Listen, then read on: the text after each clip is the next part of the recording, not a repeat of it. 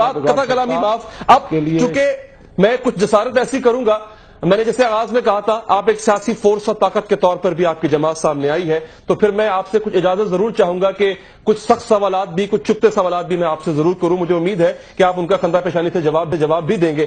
علامہ صاحب، کچھ ہم نے ویڈیوز بھی دیکھی آپ کی جس میں براہ راست ٹرمپ کو جو ہے وہ آپ نے کھری سنائی بھی تھی، اور کچھ الفاظ بھی ایسے استعمال ہوئے تھے جن کو میں نشر نہیں کر سکتا. اگر میں یہ دیکھوں کہ کل کو تحریک لبیک کو موقع ملتا ہے آگے آنے کا، تو تحریک لبیک کی کیا خارجہ پالیسی یہی ہوگی؟ کیا وہ اسی طرح سے سفارتی تعلقات کو ڈیل کیا کریں گے جن میں سخت زبان، یہاں تک کہ گالیوں تک کا عنصر نمایاں ہوگا؟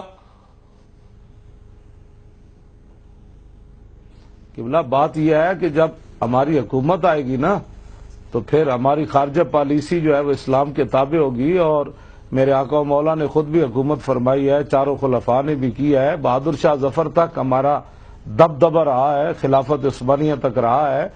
تو اگر ہمارے کوئی دو جملے سخت ہو جاتے ہیں تو اس کا مطلب یہ تھوڑا ہوتا ہے کہ پورا نظام ہی الٹ پلٹ جائے گا. یہ باتیں نہیں ہیں. انشاءاللہ جب ہمارا نظام آئے گا تو دنیا میں فرض بالمحال میں ابھی یہ کہتا ہوں کہ میں آپ کو ووٹ دینا چاہتا ہوں، اس کے لیے میں یہ ضرور جاننا چاہوں گا کہ تحریک لبیک یا رسول اللہ صلی اللہ علیہ وسلم کی معاشی پالیسی کیا ہوگی، کیونکہ جو ملک معاشی طور پہ مضبوط نہ ہو وہ خارجی طور پر جو ہے کچھ نہیں کر سکتا. جی ڈی پی کا اس وقت 70% ہم تھریشولڈ کراس کر چکے ہیں. ہمارا جو قرضہ ہے ملک کا وہ اپنی دہلیز کو پار کر چکا ہوا ہے. آپ کا کوئی معاشی پلان ہے اس ملک کے لیے؟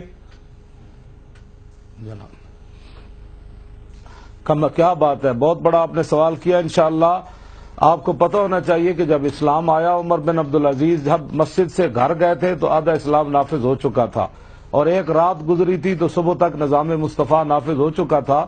جو اربہ پتی جنہوں نے ملک لوٹے ہوئے تھے خزانے، وہ فٹ پاتھ پر سوئے ہوئے تھے. ان کو پتہ تھا کہ اب اسلام جو ہے وہ ہم سے پوچھ جائے. انہوں نے خود سب کچھ اس قومی خزانے کے حوالے کر دیا تھا. اور انشاءاللہ سادہ بود و باش ہوگی حکمرانوں کی بھی اور رعایا کی بھی.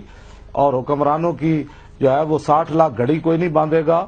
اور دہی کم ہو جائے بھور بان میں، دہی کے کنڈے کم ہو تو جہاز لاہور دہی لینے کے لیے نہیں جائے گا، بلکہ ان کو کہا جائے گا کہ یہ سبز مرچیں جو ہے ان کی چٹنی بنا کر کھاؤ. علامہ صاحب دیکھیں، میں ایک بلکہ انتہائی ادب کے ساتھ، یہ خطیبانہ جملے لگتے بہت اچھے ہیں، لیکن اگر میں ایک لیڈر سے بات کر رہا ہوں تو میں ایک پلان ایکسپیکٹ کروں گا، امید رکھوں گا کہ مجھے وہ پلان بتائے گا.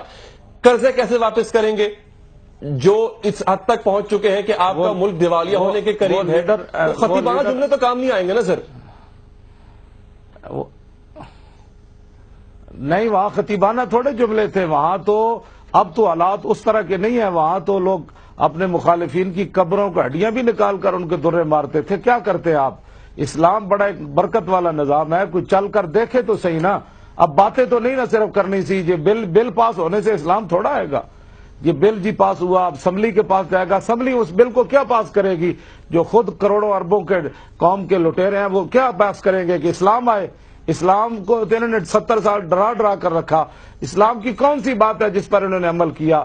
بلکہ اگر آپ محسوس نہ فرمائے تو سود کے مسئلے میں آپ کو پتہ ہے، آپ کے جو اپنے آپ کو بڑا لوگ کہنے والے، وہ کہنے لگا کہ ہم یہاں مدرسے کھول دیں، جو سود کھاتا ہے اس کو اللہ پوچھے گا، جو نہیں کھاتا وہ نہ کھائے. ہم مدرسے تو نہیں. جب آپ اسلام کو یہ آپ مقام دیں گے تو اسلام تو آپ کی مدد نہیں نہ کرے گا. اسلام تو اسی وقت مدد کرے گا کہ جب آپ کے پاس 8 تلواریں بھی ہو تو آپ بدر کی طرف چل پڑے. فرشتے تو تب آئیں گے نا. آپ جو ہے 20 قسم کے کھانے کھانے کے بعد پھر غریبوں کی باتیں کریں، 400 کنال کے اندر رہ کر، 300 کنال کے اندر رہ کر پھر غریبوں کی باتیں کریں. ایسے تو اسلام تھوڑا آئے گا. میں اگر پریکٹیکل بات کروں، ایک پریکٹیکل بات کروں، دیکھیں عرض یہ ہے کہ اس وقت آپ جکڑے ہوئے ہیں آئی ایم ایف کے قرض. کریں آپ اگر آپ کے پاس حکومت یا اختیار آتا بھی ہے اور اگر اپنی پالیسی آپ تبدیل بھی کرتے ہیں کہ جناب ہم نظام تبدیل کریں گے، تب بھی آپ نہیں کر سکتے کیونکہ آپ نے اتنے ملکوں کا اور آئی ایم ایف کا قرضہ دینا ہے، وہ آپ کو اپنی شرائط پر چلائیں گے. اس کا کوئی لا عمل. آپ الیکشن میں جا رہے ہیں علامہ صاحب، آپ کی تھوڑے عرصے بعد جماعت الیکشن میں جا رہی ہے.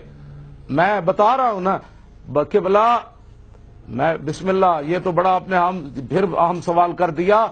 دھرنے کے اندر آپ نے فیض آباد دیکھا کہ قوم نے کروڑوں روپے کی وہاں چیزیں لا کر ہمیں دی. کروڑوں روپے کی، یعنی رضائیاں، بسترے، کھانے. اور پورے ملک میں جہاں دھرنے ہوئے سب لوگوں نے مجھے بتایا کہ لوگ قبلہ ہماری قرضہ بچیوں نے 70 ارب آپ کے ڈالر ہو گیا ہے، بسترے اور کمبل بھی لا کر وہ روڈوں پر رکھ دیے۔ عوام کے چند پیسوں سے نہیں دیا جائے گا۔